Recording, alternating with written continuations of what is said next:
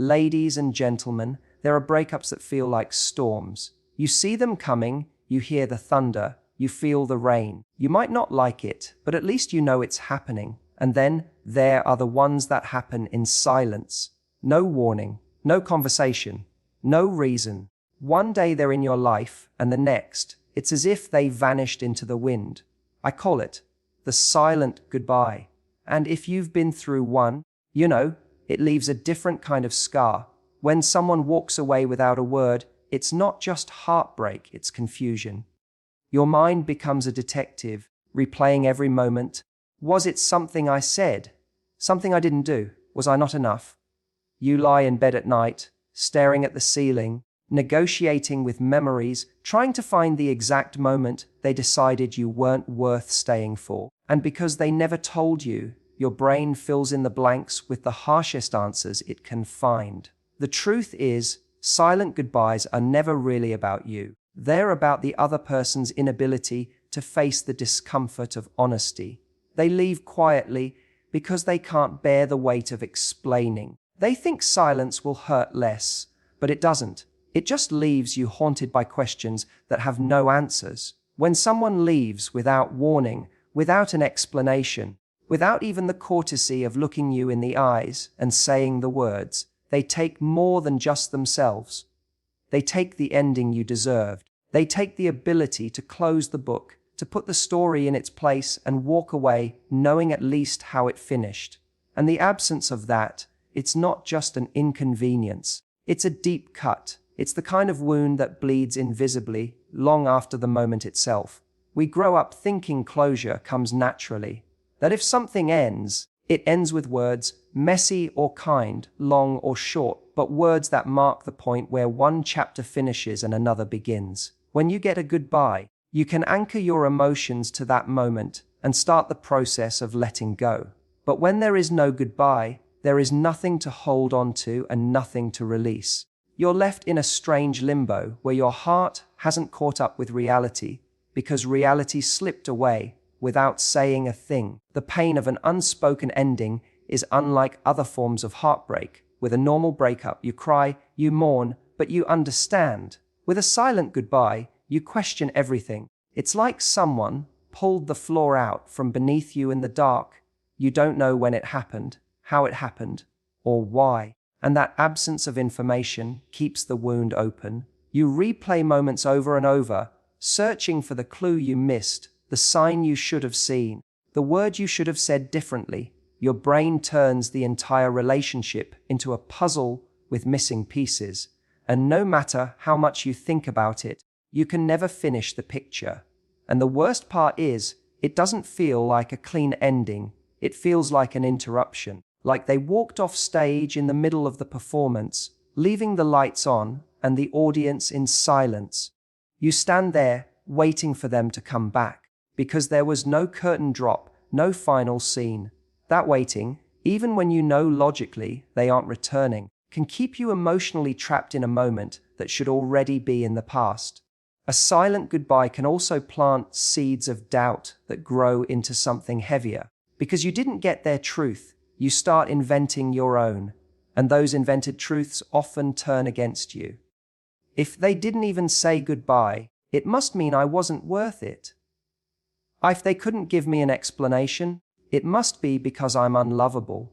And these thoughts don't just hurt, they shape how you see yourself, how you trust others, and how you enter future relationships. You start guarding yourself, not out of strength, but out of fear that you'll be left in that silence again. What's so cruel about an unspoken ending is that it isn't just about losing a person, it's about losing the ability to make sense of what happened.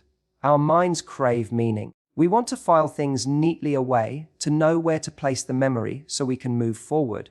Without a goodbye, without words, that file stays open on the desk of your heart, papers scattered everywhere, and you're the only one left to clean it up. And cleaning it up alone feels like trying to read a story where someone ripped out the final chapter and burned it before you had the chance to see how it ended. When someone leaves without telling you why, your mind refuses to let the silence sit.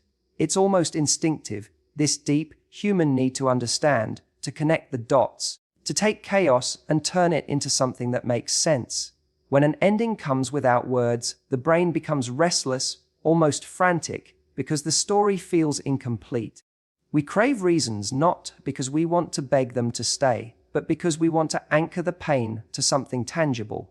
Without an explanation, the hurt feels slippery, impossible to grasp, and even harder to heal. The human mind doesn't like open loops. We are wired to seek patterns, to link cause and effect, to believe that if something happened, there must be a why behind it.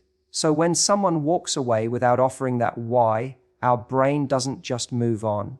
It keeps spinning. We run scenarios over and over again like a broken record. Every memory gets pulled apart, examined under a microscope, replayed in slow motion as if the truth is hidden in some small detail we overlooked. A laugh that seemed genuine suddenly feels fake in retrospect. A conversation that felt casual now seems suspicious. We rewrite the past trying to make it explain the present.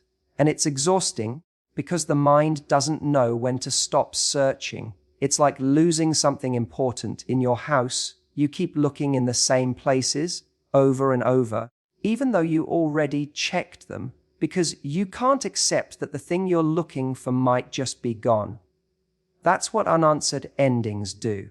They trap you in a loop, constantly hoping that the next thought, the next replay, will finally give you the missing piece. But it never comes. The search for answers also triggers self-blame. In the absence of their truth, we start filling in the gaps with our own fears and insecurities.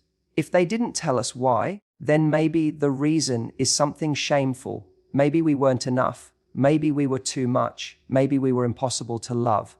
And these assumptions feel convincing because they come from the most vulnerable parts of us.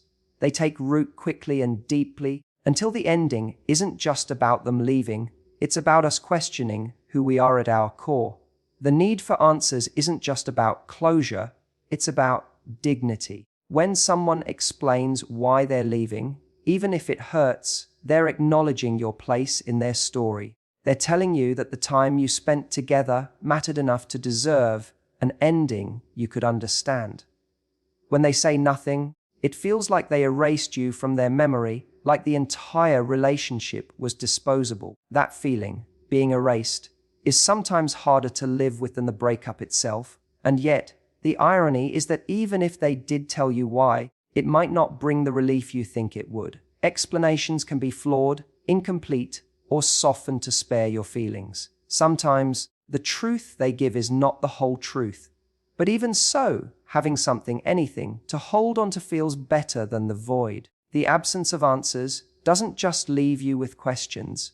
It leaves you with an emptiness where the truth should be. And the human heart has a hard time healing in emptiness because it will always try to fill it with something, even if that something is pain. When someone disappears from your life without explanation, it's natural to turn inward, to assume their silence is a reflection of your worth. You start wondering what flaw they saw, what mistake you made, what part of yourself wasn't good enough to make them stay. But the truth, though it's often the hardest thing to believe in that moment, is that a silent goodbye is rarely about you at all. More often, it's a mirror reflecting their limitations, their fears, their inability to face discomfort. Silence is not neutral, it's a choice. When someone leaves without a word, they're choosing to avoid the weight of honesty. They're choosing their own comfort over giving you the respect of an explanation. This doesn't make them evil, but it does make them unready for the kind of love that demands vulnerability, unready for the conversations that require courage, unready to step into the discomfort of telling the truth, even if that truth might hurt. And yet, because their departure directly impacts you, it feels personal. It feels like it must mean something about you. That's the trap. We mistake the consequence for the cause. We think, they left me, so it must be because I wasn't worth staying for, when in reality, their leaving could be because they don't know how to handle intimacy, because they fear confrontation, or because they can't process their own emotions. In some cases, they might not even fully understand themselves why they're leaving. We often assume that the people who walk away without speaking are cold or indifferent. But sometimes their silence comes from a deep discomfort with conflict, or from wounds of their own that make them believe disappearing is kinder than telling the truth. They may have learned, somewhere along the way, that avoiding hard conversations is the safest way to protect themselves. The problem is, in protecting themselves, they abandon you in uncertainty. Seeing a silent goodbye as a reflection of them rather than you requires a shift in perspective. Instead of asking, "Why wasn't I enough for them to stay?" you start asking, "Why weren't they able to give me the respect I deserved?" That shift doesn't erase the pain, but it takes the shame out of it. It reminds you that you didn't cause their silence, you were simply on the receiving end of it. And if you look closely, silence speaks loudly. It tells you they weren't ready for the responsibility of love that's grounded in communication. It tells you they weren't capable of facing the discomfort of honesty. It tells you they valued avoiding their own awkwardness over protecting your heart from confusion. That's not love. That's fear disguised as departure. When you see it for what it is, you begin to realize their silence is not evidence of your lack. It's evidence of their limitation. And that understanding becomes a kind of quiet strength. You stop chasing the ghost of a person who couldn't stay present. You stop rewriting the past trying to find what you did wrong. You start to see that people can only meet you at the level they've met themselves. If they haven't learned to stand in truth, they can't stand in it with you.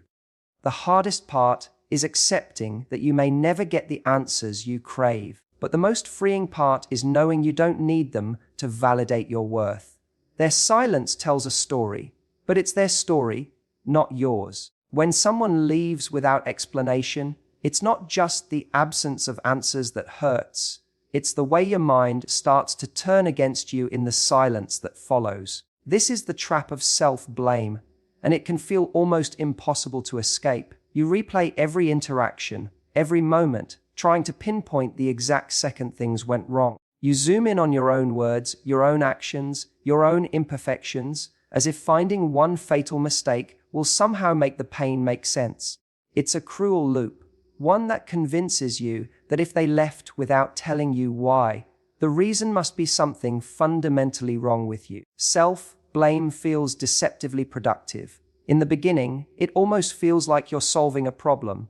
If you can figure out what you did, you can make sure it never happens again. But what starts as searching for answers quickly turns into an attack on your own worth. Instead of asking, "What happened between us?" you start asking, "What's wrong with me?" That shift is dangerous because it doesn't just hurt in the moment, it rewrites the way you see yourself. The silence left behind becomes fertile ground for doubt. If they didn't say goodbye, maybe they thought you didn't deserve one. If they didn't explain, maybe they believed the truth would be too humiliating for you to hear. Without their voice to contradict these ideas, your mind starts to accept them as facts. And once those beliefs take hold, they spread into other parts of your life. You might become more hesitant in new relationships, more guarded with your emotions, more convinced that love is something you have to earn by being flawless. What makes self-blame so seductive is that it offers the illusion of control. If their leaving was entirely about you, then you can fix yourself and prevent it from happening again. But the reality is, people's decisions are rarely that simple.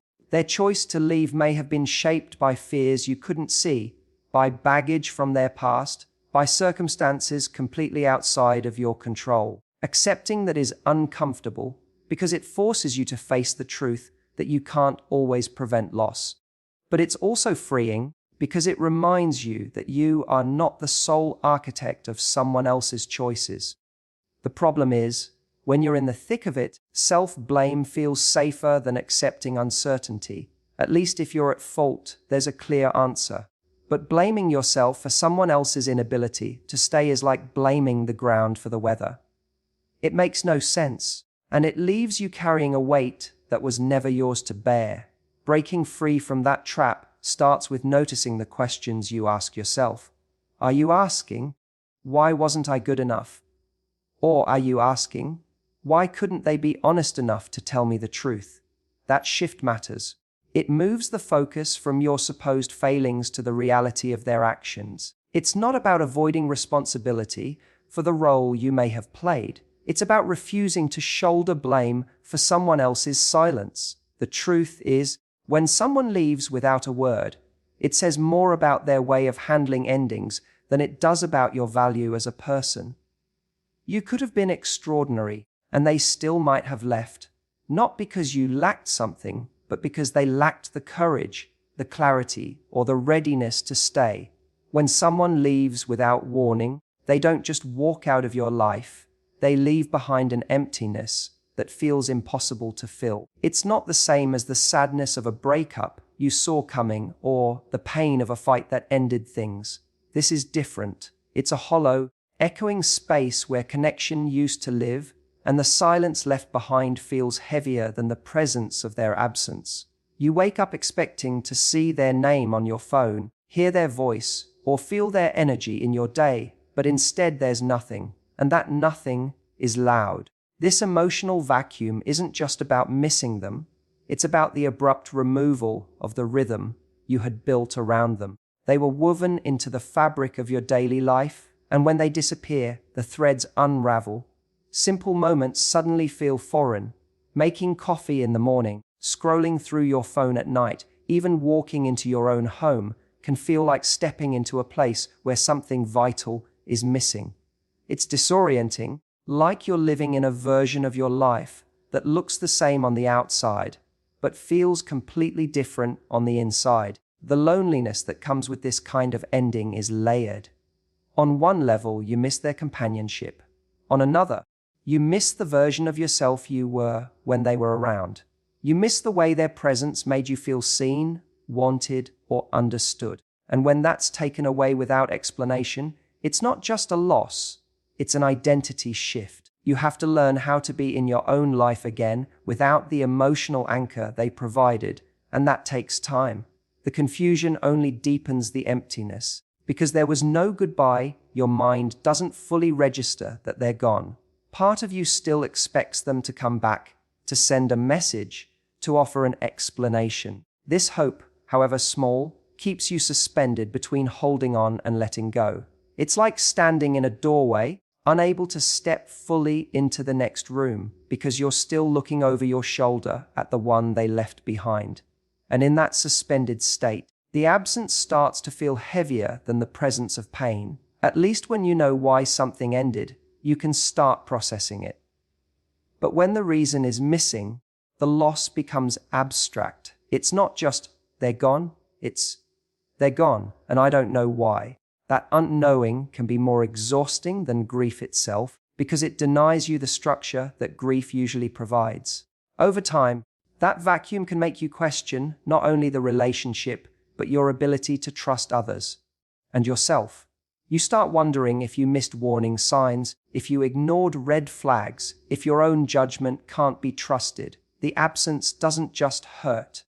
It makes you doubt the ground you're standing on. And when you can't trust the ground, you start walking more carefully, even in places where you're safe. The emotional vacuum left behind by a silent goodbye is like a room where all the air has been sucked out. You can still see everything in it, but it's hard to breathe. And until you find a way to fill that space again, with self-love, with connection, with something that belongs entirely to you, it will feel like you're living in a place where the lights are on, but no one's home. There is a moment in every heartbreak where you realize you cannot go back, no matter how much you want to. When someone leaves without warning, that moment comes wrapped in a kind of helplessness that can feel unbearable. You didn't get to prepare. You didn't get to ask your questions. You didn't get to fight for what you had. It's as if the decision was made for you, and you were simply left to deal with the aftermath. In those first days, it's tempting to stay there, in the hurt, in the shock, in the unfairness of it all. But at some point, you come to a crossroads. You either remain defined by what was done to you, or you begin the slow work of reclaiming yourself. Turning pain into self-discovery doesn't happen overnight.